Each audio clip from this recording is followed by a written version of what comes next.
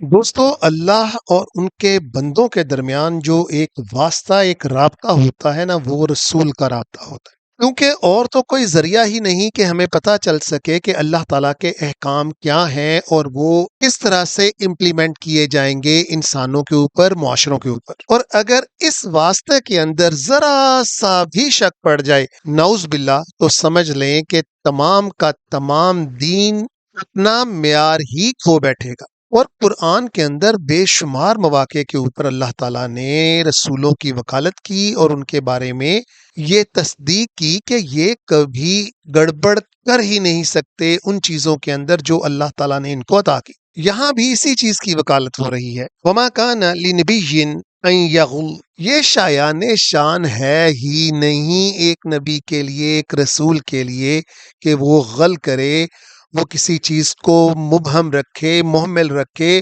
اس کے اندر اوجھل پن رکھے، یعنی جس طرح سے کسی چیز کو بیان کیا جانا چاہیے تھا اس طرح سے وہ بیان ہی نہ کرے۔ عام انسانوں کے اوپر آپ اس لفظ کو ایک گڑبڑ کے لیے استعمال کر سکتے ہیں، وَمَن يَغْلُلْ يَأْتِ بِمَا غَلَّ، اور جو کوئی بھی گڑبڑ کرے گا اس کی وہ گڑبڑ سامنے لے کر آ جائیں گے، عیاں کر دی جائے گی یوم القیامہ، قیامت والے دن۔ ثم توفا، اور پھر پہنچ جائے گا کل نفس، تمام نفس کو، ما کسبت، جو اعمال اس نے کیے، وہم لا یظلمون، اور ان کے اوپر رتی برابر بھی ظلم نہیں کیا جائے گا۔ یہ اللہ تعالیٰ کی گارنٹی ہے۔ یہ انسان ہی ہے دوستو، ذرا سا کوئی پرابلم اسے آ جائے صحیح زندگی کے اندر، سارا کا سارا اللہ کے اوپر ڈال دیتے ہیں۔ اللہ نے ہماری تقدیر میں ہی یہی لکھا تھا، کیونکہ ہمیں بتایا ہی یہی جاتا ہے کہ اللہ تعالیٰ جسے چاہیں ذلیل کر دیں، جسے چاہے عزت دے دیں، جسے چاہے بھوکا مار دیں، جسے چاہے جھولیاں بھر بھر کے دے دیں،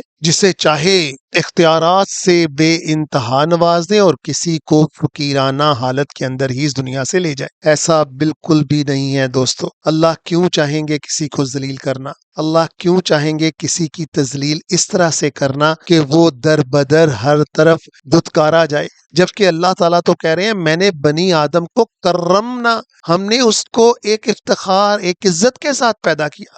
یہ ہمارے طور طریقے، معاشروں کی وہ غلط رسومات، قوانین جس کے ساتھ انسانوں کے ساتھ اگر کچھ ہوتا ہے اس کے اپنے اعمال کی وجہ سے، تو اس کا وہ انتہائی شارٹ کٹ حل یہ سمجھتے ہیں کہ اس کو اللہ تعالیٰ کے اوپر ڈال دیا جائے اور منسوب کر دیا جائے اور اپنی ذہنی تسکین کی جائے۔ اور اللہ تعالیٰ کہتے ہیں کہ جو کوئی بھی عمل کرے گا وہ اس کا بدلہ پورے کا پورا پائے گا اور اس کے اوپر ظلم نہیں کیا جائے گا۔ آج جو فلسطین میں مسلمانوں کا حال ہو رہا ہے، خاص طور پہ چھوٹے چھوٹے بچوں کا، آپ کا کیا خیال ہے؟ یہ اللہ کروا رہے ہیں؟ یہ ان کے اپنے لوگوں نے کروایا، جبکہ مخالف پارٹی تیاریوں کے اندر مصروف تھی، جبکہ انہوں نے صاف نظر آ رہا تھا کچلنے کا منصوبہ بنایا ہوا ہے، تو یہ لوگ عیاشیوں میں پڑے ہوئے تھے۔ اور جب گیہوں پستا ہے نا تو اس کے ساتھ گھن بھی پستا ہے۔ ان کے اپنی کرتوتوں کی وجہ سے ان کی نسلیں برباد ہو رہی ہیں، جس کو یہ اللہ کے اوپر ڈال رہے ہیں۔ اگر آج ایران کی طرح انہوں نے بھی تیاریاں کی ہوتی،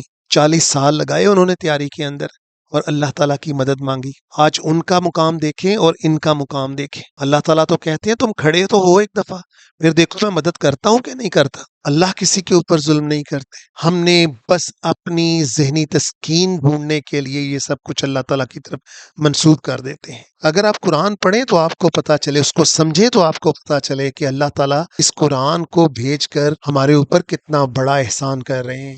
مگر ہم پڑھیں تو نا، ہم نے تو صرف اس کو تجویداً پڑھنا سیکھنا ہے، بس اس کے اندر کیا ہے وہ تو ہمارا مسئلہ ہی کوئی نہیں ہے، کیونکہ ہمیں تو 3 لفظ اگر پڑھیں گے اسی کا ثواب مل جانا ہے، اور اگر 3 دفعہ قل ہو اللہ پڑھ لیں گے تو پورے قرآن کا ثواب مل جانا ہے۔ پھر کیا ضرورت پڑی ہے اس کو سمجھنے کی؟ اگر نہیں سمجھنا تو پھر اسی طرح ذلیل ہوتے رہو اس معاشروں کے اندر اور اس دنیا کے اندر لوگوں کی نظروں کے سامنے۔ اللہ تعالیٰ ہمیں قرآن کو سمجھنے اور اس کے اوپر عمل کرنے کی توفیق عطا فرمائے۔ صدق اللہ العظیم۔